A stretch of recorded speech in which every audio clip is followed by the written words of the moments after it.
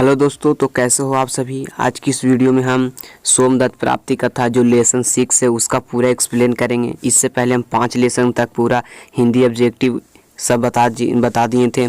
तो उस वीडियो को नहीं देखे हैं तो प्लेलिस्ट का लिंक डिस्क्रिप्शन में मिल जाएगा। इससे पहले आप इसको यहाँ पे देख लीजिए, तो उसके बाद वहाँ पे जाकर देख लीजिएगा प्लेलिस्ट के पूरा 1 से पूरा 5 तक आप देख सकते हैं।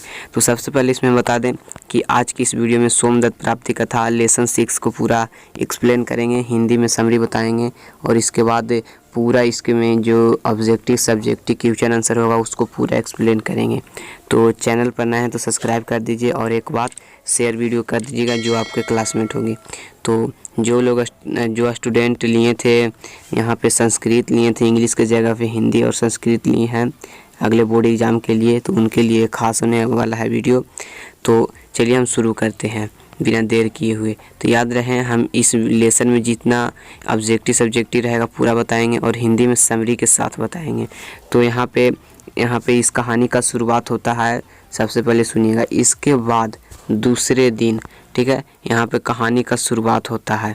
सबसे पहले यहाँ पे हम बता दें कि ये जो कहानी है ये कहानी है सोमदत्त प्राप्ति कथा, किसी के बारे में बताया जाता है इसको में। तो आप ध्यान से सुनिएगा, देख सकते हैं यहाँ पे।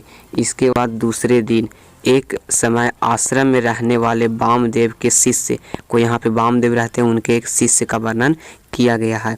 वामदेव के शिष्य देवाचार्य के बाद कामदेव भी अधिक सुंदर फूलों के समान सुकुमार राजा के समीप जाकर बोले, देव, तीर्थयात्री के अभिलाषा में कावेरी नदी के तट पर वहाँ हिलते हुए केश वाल एक बालक की अपनी गोद में रखकर रोती हुई एक वृद्ध स्त्री को देखा मैंने।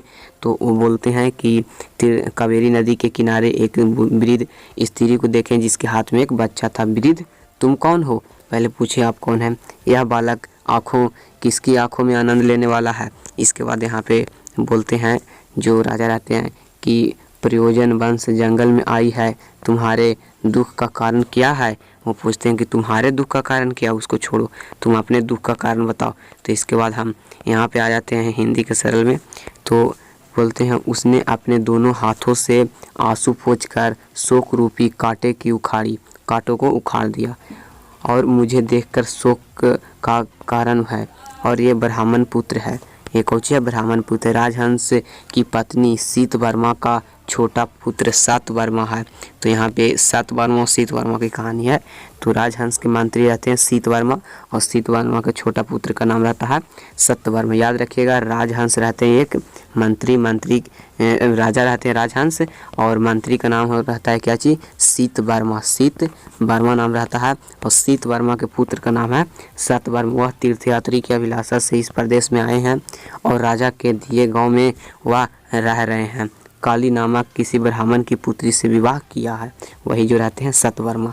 उसके संतानहीन रहने पर उसकी बहन गौरी जो सोने की कांति की तरह थी। और यहाँ पे भी याद रखिएगा जो लड़की रहती है उस लड़की का नाम रहता है काली, ठीक है, उस लड़की का नाम रहता है काली और काली का बहन का नाम रहता है क्या चीज़? गौरी। तो ये याद रखिएगा, काली और गौरी दोनों बहन रहते हैं। तो गौरी रहती है सोने की कीमत जैसा। विवाह कर उसमें पुत्र का प्राप्ति किया। ईश्वर से एक बार काली मुझे धैर्य के साथ इस बालक को नदा में फेंक देती है। नदा का है मतलब नदी में फेंक देती है इस बालक को। एक हाथ से बालक को उठाकर दूसरे हाथ से तैरती है, मतलब एक हाथ से बालक उठाए और दूसरे हाथ से तैर रही है और धारा के वेग में उसे किसी पेड़ की डाली में फेंक देती है। वहाँ बालक को रखकर नदी के वेग से वह जाती हुई मुझे किसी काले नाग से डस लिया जाता है। किसी काले नाग से वो लड़की को डस लेता है एक नाग। इसके बाद बताया गया है कि जिस पेड़ पर मैं था और एक पेड़ पर बैठ के ये देख रहा था, जिस पेड़ पर मैं था वह क्षेत्र में नदी के किनारे आ गया। विष के तीव्र से मेरे मर जाने पर इसका कोई आश्रय नहीं हुआ, इस जंगल में नहीं होगा मैंने सोचा। तो वो जो देख लिए कि ये जो काली है वो बच्चा को क्या किया है, फेंक दिया है नदी में और उसको भी एक सांप ने काट लिया है। विष के दाह से प्रभावित अंगों वाली पृथ्वी पर गिर गई। दया और युवक हृदय वाली मंत्री के द्वारा विष के कष्ट को दूर करने का अक्षम समीप झगड़ा और औषधि विशेष खोज कर उसने अपनी मेरी देखी हुई और उसने औषधि लिया उसी जंगल से और फिर उसने देखभाल किया। तब उसका अग्नि संस्कार करके शोककुल मन से इस बालक को शीघ्रतापूर्ण लाकर सतवर्मा की कथा सुनने के समय राजा के दिए हुए गांव के खोज में असक्षम होकर सोची। पहले बता दें कि वो जो लड़की थी वो मार गई थी और जो बच्चा था उसको लाकर पानी में से सतवर्मा की कथा सुनने लगा। मंत्री के पुत्र की रक्षा करेंगे और मंत्री के पुत्र की रक्षा करेंगे। आपके समीप लड़ाई हुई, आपके समीप जो लाई हुई है उसकी रक्षा करेंगे। इसके बाद बताया गया है कि इसके बाद अंतिम पाठ है तो इसके बाद बताया गया इसे सुनकर सतवर्मा खिन्न मन से भली प्रकार सोचकर अपने वृद्ध मंत्री सोमदत्त को उसके छोटे भाई पुत्र को दे दिया। वह भी सोदर का पुत्र मंदिर में रहता था और पुत्र मानकर सम्यक प्रकार से उसका पालन पोषण करता है। तो सोमदत्त ने उसका पालन पोषण किया और सतवर्मा ने उसका पालन पोषण किया और सोमदत्त उसका नाम पढ़ता है। तो इसीलिए इस कथा का नाम है सोमदत्त प्राप्ति कथा। कैसे सोमदत्त को एक सतवर्मा नामक मंत्री ने प्राप्त किया। ऊपर बता देते हैं इसमें होता है क्या चीज़। तो सबसे पहले एक स्त्री आती है। स्त्री ने क्या किया, तो स्त्री ने सबसे पहले उसे सतवर्मा को जो पुत्र रहता है उसको बहा देती है नदी में। तो एक मंत्री छान कर लाता है और सांप काटता है तो स्त्री को भी जला देता है। जलाने के बाद उसको फिर वहीं पे अंतिम संस्कार करता है और करने के बाद उसको फिर बच्चा को लेके आता है जो सतवर्मा को दे देता है और सतवर्मा उसे सत्यवर्मा का नाम देते हैं। इसके बाद यहाँ पे क्वेश्चन आंसर है जो हम बताएं थे कि सब क्लियर करेंगे क्वेश्चन आंसर भी। तो इसमें सबसे पहला क्वेश्चन है यहाँ पे कि सतवर्मा सतवर्मा कौन था। तो देखिए सतवर्मा एक सतवर्मा का कनिनात्मज अस्ति। कहने का मतलब सतवर्मा का तो पुत्र है ही था सतवर्मा और दूसरा में वह किसी दूसरे का पुत्र था। ठीक है। सतवर्मा भारे का स्तंभ तो गौरी चा स्तंभ। सतवर्मा को कौन बहा दिया था, तो गौरी ने बहाया था। ठीक है। काली और गौरी चा मैंने दोनों ने बहाया था। सोमदत्त कीदृश आसित। सोमदत्त कैसे थे, तो देखो उदार चरित्र थे सोमदत्त। इसके बाद गौरी का आसित, तो गौरी भीषुरस्य भगिनी रासित, एक प्रकार से भगिनी हुई। इसके बाद यहाँ पे बताया गया याद रखिएगा जो अभी हम ये वाला बताएं, ये वाला जो अभी बताएं हम जितना इसमें बताए हैं याद रखिएगा। इसमें क्वेश्चन कितना है, 4 क्वेश्चन है। इसमें हो सके तो आपको पूछ दे। ठीक है। तो याद रखिएगा, ये आप याद कर लीजिएगा। ठीक है। हम चलते हैं अब इसके बाद ऑब्जेक्टिव क्वेश्चन की तरह। यहाँ पे सबसे पहला क्वेश्चन है सोमदत्त प्राप्ति कथा के रचनाकार का आसित। तो सोमदत्त के रचनाकार हैं आपको दंडी। ठीक है। दंडी वही है जो आप लोग पढ़े होंगे पीछे क्लास में, 11th में पढ़ना था ये। तो सोमदत्त प्राप्ति कथा रचनाकार कौन है, दंडी। ये आपको बिहार बोर्ड में आएगा। ठीक है। तो जितने भी स्टूडेंट है बिहार बोर्ड 2024 में एग्जाम देने वाले हैं, 25 में एग्जाम देने वाले हैं, सभी के लिए वीडियो है। और दूसरा यहाँ पे है कि सोमदत्त प्राप्ति कथा दास कुमार चरित्र कस्मिन भाग है। जो दास कुमार चरित्र के कौन अध्याय से लिया गया है, तो पूर्व पीठिका प्रथम उच्चार मैंने पूर्व पीठिका के अध्याय से ये लिया गया है। इसके बाद यहाँ पे बताया जा रहा सोमदत्त की माता का आसित। तो बताइए सोमदत्त की माता कौन था, तो काली थी। ऐसे काली बहा दी थी लेकिन रियल में गौरी थी। ठीक है।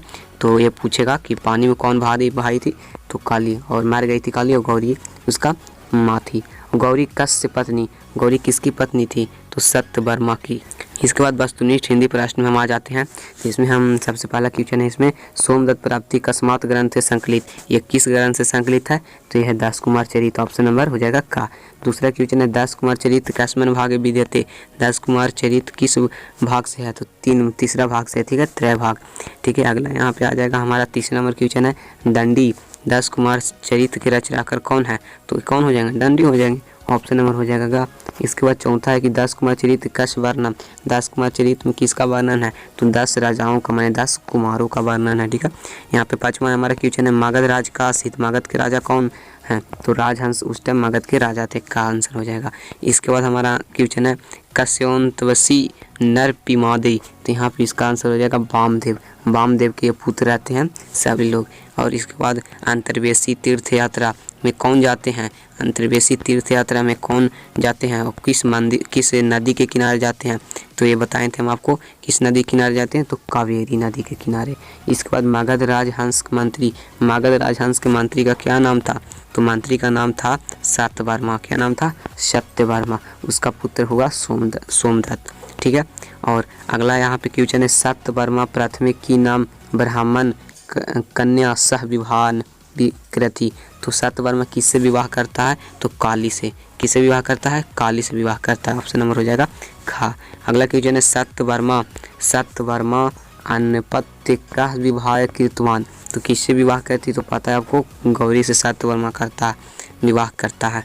इसके बाद सत्यवर्मा मंत्री किम नाम, सत्यवर्मा मंत्री किसका नाम था? तो सोमदत्त। ठीक है, सोमदत्त के मंत्री। ठीक है। तो इसके बाद यहाँ पे टोटल हम आपको 12 क्वेश्चन बताएं, ये पूरा याद कर लीजिएगा। इसके बाद अगर जो ऑब्जेक्टिव पूरा लेसन को पढ़ना चाहते हैं तो भी वीडियो डिस्क्रिप्शन में मिल जाएगा, और 1 से 6 तक भी आपको मिल जाएगा। ठीक है, 1 से 6 तक। तो मिलते हैं अगली वीडियो में। जय हिंद, जय भारत।